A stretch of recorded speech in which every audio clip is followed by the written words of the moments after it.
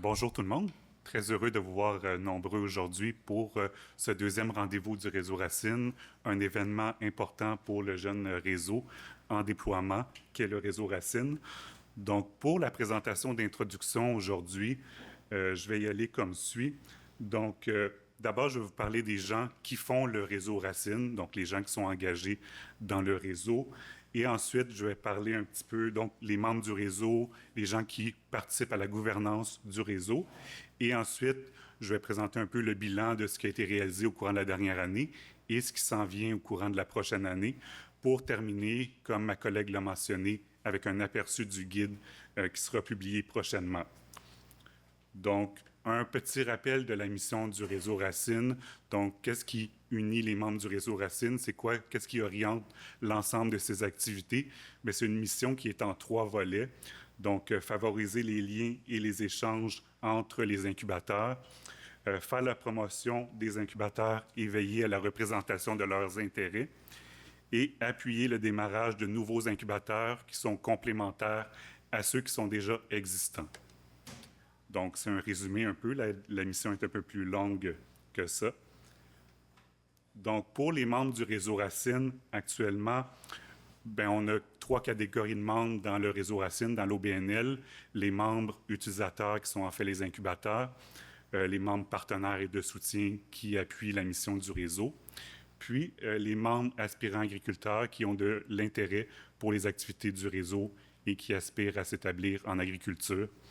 Donc, pour les membres utilisateurs, pour l'instant, on en compte 15 membres qui sont des initiatives qui sont déjà en activité. Donc, 13 d'entre elles sont déjà en activité et 2 de ces incubateurs sont présentement en développement. Les membres du réseau Racine sont bien répartis à travers le Québec, donc dans l'ensemble, dans un bon nombre de régions. En fait, ils sont localisés dans 11 des 17 régions administratives du Québec. Leurs formes juridiques sont variées, c'est un élément assez distinctif. Donc, 5 de nos membres sont des OBNL, il y en a 4 qui sont des initiatives municipales, on a 2 coopératives et 2 projets qui sont portés par des entreprises privées. Tous les modèles d'incubateurs sont différents, chacun a ses caractéristiques en lien avec sa mission, son territoire. Ce qu'on observe dans les grandes différences, c'est le fait d'offrir ou non un site pour expérimenter les activités liées au projet d'entreprise. Donc, la grande majorité de nos membres gèrent un ou des sites pour accueillir les participants sur lesquels ils peuvent avoir une parcelle, un endroit pour expérimenter leur projet d'entreprise. Et on a certains membres aussi qui ont un modèle un peu différent, soit hybride, donc offrir un lieu et offrir un volet accompagnement qui se déplace chez les producteurs participants sur la terre dont ils sont propriétaires ou qu'ils louent. Et on a un modèle aussi qui est le modèle du Germoir au Bas-Saint-Laurent qui est vraiment axé sur l'accompagnement, donc un parcours d'accompagnement virtuel pour les participants. Donc, une belle diversité de modèles. Et un élément qu'on observe actuellement au réseau Racine parmi les membres, c'est que certains se reconnaissent davantage dans le concept de motel agricole ou reconnaissent un volet de leurs activités dans le concept de motel agricole. Donc, au moment de la création du réseau Racine, on ne voyait pas encore très bien ce concept-là de motel agricole. Maintenant, on est en train de l'étudier au CISA. Et justement, compte tenu de cette situation-là, il va y avoir une présentation un peu plus tard dans la journée par mon collègue pour présenter un peu les motels agricoles, qu'est-ce que c'est quoi les complémentarités, distinctions par rapport aux incubateurs, suivi d'une discussion avec vous pour voir un peu ce que vous en pensez. On l'a mentionné, on a aussi des membres partenaires et de soutien, donc bien important pour appuyer la mission du réseau. Pour ce qui est de la gouvernance du réseau Racine, actuellement, on a un CA qui est fonctionnel, composé de personnes engagées à contribuer au développement du réseau.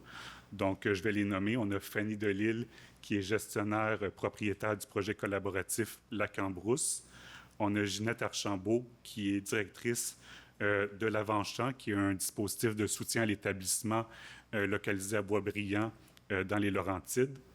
Et on a Maxime Lelièvre, qui est agent de développement à l'Observatoire pour le développement de l'Outaouais et qui a réalisé un mémoire de maîtrise sur les incubateurs d'entreprises agricoles. Et il y a moi aussi qui fait partie en ce moment du CA pour la période de développement du réseau. Donc, tous les membres du CA sont présents aujourd'hui. Vous aurez l'occasion de les rencontrer durant la journée. Pour ce qui est de la coordination du réseau Racine, on peut s'appuyer pour le moment sur un financement du ministère de l'économie, de l'innovation et de l'énergie dans un contexte de recherche-expérimentation pour appuyer le démarrage du réseau Racine. Donc, une équipe du CISA en collaboration avec des partenaires du CERC, qui est un centre de recherche qui a notamment une expertise sur le développement organisationnel. Donc, on a une équipe pour provisoirement assurer la coordination du réseau. Pour ce qui est du bilan et des perspectives, je vais commencer par les accomplissements. Donc, qu'est-ce qui a été réalisé dans la dernière année? Je l'ai mentionné, l'élargissement du nombre de membres, surtout les membres incubateurs, pour que le réseau puisse bien représenter les intérêts des incubateurs de partout au Québec. Donc, c'est bien important d'avoir l'ensemble des initiatives dans le réseau. Le développement des communications, bien important pour la visibilité. Activités de représentation, présentation, tenue de kiosques lors d'événements. On a travaillé sur le guide, donc j'y reviendrai un peu plus tard. Démarrage de la communauté de pratique des membres du réseau Racine. Donc, la semaine dernière, on a eu le premier atelier pour les membres du réseau, un espace dédié pour échanger sur les pratiques, les bonnes pratiques, des occasions de financement.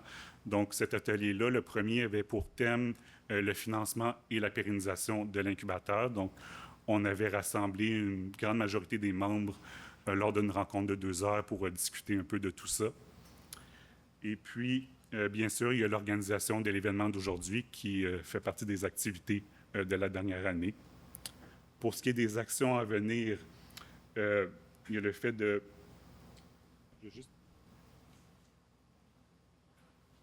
poursuivre l'élargissement du nombre de membres du réseau, bien sûr la publication du guide, réaliser une enquête sur les impacts des incubateurs. Donc, cet après-midi, on va avoir un atelier où on va discuter c'est quoi les impacts qu'il faut documenter, c'est quoi les retombées des incubateurs, pour ensuite aller faire une collecte de données pour que le réseau ait des éléments à présenter dans ses démarches de revendication, de financement, tout ça. Développer les outils, les stratégies pour le financement du réseau et de ses membres. Tenir d'autres ateliers de la communauté de pratique, considérant que c'est un espace qui est apprécié. Puis réaliser des activités de représentation, encore une fois. Organiser un prochain rendez-vous annuel du réseau Racine, dont la forme, le lieu seront à définir tous ensemble.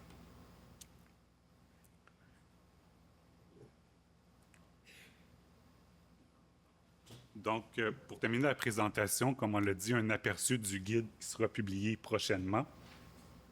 Donc, la structure du guide, on le divise selon les 4 grandes phases de développement d'un incubateur, tel que ça a été discuté avec vous au courant de la dernière année. Donc, phase d'exploration, phase d'évaluation des besoins et de la faisabilité pour le projet d'incubateur, phase de démarrage du projet, phase d'opération et de gestion des services d'incubation.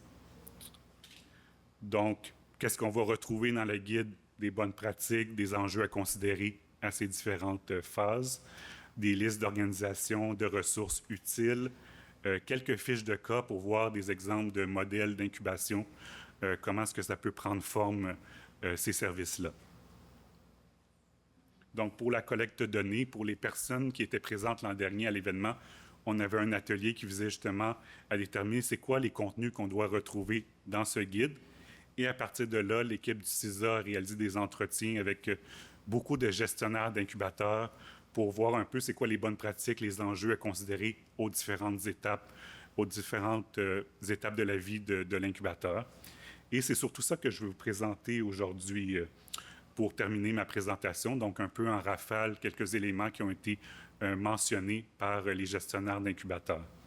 Donc, pour la phase d'exploration, au moment où on explore la possibilité de mettre en place un service d'incubation. Donc, ce qui a été relevé comme important, c'est de s'informer à propos des différents modèles. Donc, qu'est-ce qui existe, c'est quoi les avantages des modèles, s'inspirer des incubateurs, mais faire attention de ne pas trop répliquer. Donc, certains ont mentionné que se sont peut-être un peu trop inspirés de modèles existants, alors que finalement, bien, ça ne s'appliquait pas bien au contexte.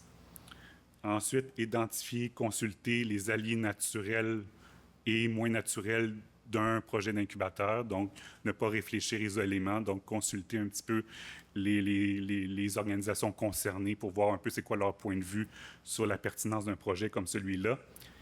Réfléchir, c'est qui le porteur pour ce projet-là qui serait le plus opportun, considérant les implications liées au choix du porteur. Par exemple, si c'est une entité municipale, bien là, il y a quand même des éléments politiques qui pourraient influencer le projet.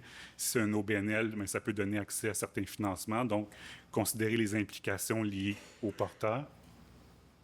Phase d'évaluation des besoins et de la faisabilité. Donc, bien réfléchir l'ancrage du projet dans les besoins du système alimentaire local en s'appuyant sur les acteurs concernés, les plans qui sont existants. Évaluer l'intérêt pour les services d'incubation. Penser aux besoins des futurs utilisateurs. Donc, est-ce qu'il y a des logements à proximité? C'est quoi les occasions qui existent pour la mise en marché? Identifier les avenues, les occasions pour le financement du projet, mais réfléchir à long terme. Donc, à court, moyen et long terme, comment est-ce que le projet pourra se financer. Pour la phase démarrage de l'incubateur, ce qui a été relevé par beaucoup, c'est d'essayer autant que possible d'avoir un échéancier qui est réaliste.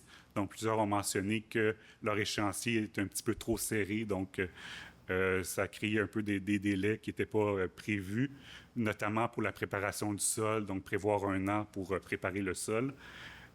Et dans cette même idée-là, de retarder les annonces officielles. Donc, des fois, il y a une incitation à vouloir annoncer rapidement le projet, mais si la phase de démarrage s'étire un peu, bien, ça peut créer des déceptions par rapport aux attentes qui étaient générées. Bien s'entourer. Donc, il y en a certains qui ont mentionné le fait qu'ils ne s'étaient peut-être pas assez bien fait accompagner pour la phase de démarrage. Par exemple, pour rédiger le contrat avec les utilisateurs, donc faire accompagner d'un notaire, par exemple, pour s'assurer que c'est bien réalisé, que le document est bien fait.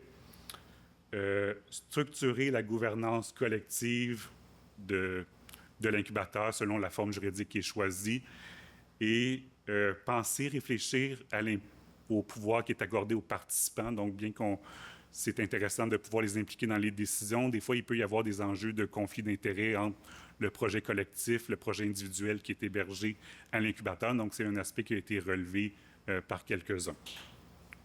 Phase d'opération et de gestion. Donc, certaines caractéristiques ont été nommées pour la personne qui coordonne l'incubateur, donc d'avoir des compétences en gestion, d'avoir des connaissances de l'agriculture, voire en agronomie, donc ça peut être facilitant. Sa connaissance du territoire et de ses acteurs, donc pour la personne qui arrive à la coordination, si elle connaît déjà bien le territoire, bien c'est facilitant.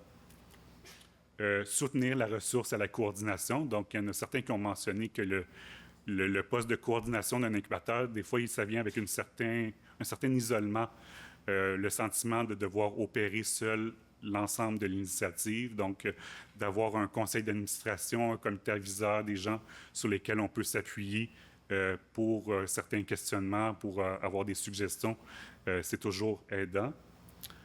Pour le recrutement, la sélection des participants, un élément qui a été relevé, c'est d'avoir des critères d'admissibilité et de les respecter. Donc, des fois, il peut y avoir une envie de recruter des gens qui ne sont peut-être pas prêts pour atteindre ces objectifs de place à combler, mais après ça, il peut y avoir des enjeux liés à des personnes qui sont peut-être moins autonomes, donc créer un déséquilibre dans l'accompagnement qui est offert.